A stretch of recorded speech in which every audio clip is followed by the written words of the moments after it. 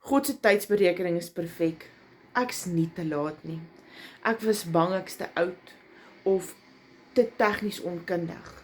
Ek was bang ek maak 'n fout dat dit nie die waarheid is nie. Maar God roep nie die gekwalifiseerde nie. Hy kwalifiseer die geroepene.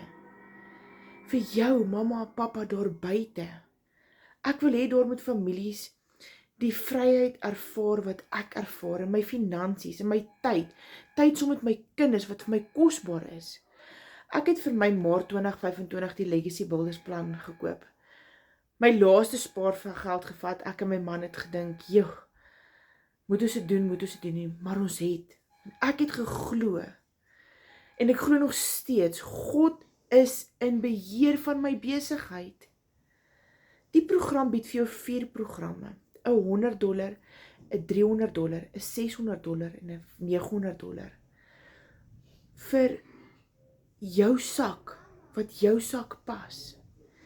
Die program bied soveel meer, as jy net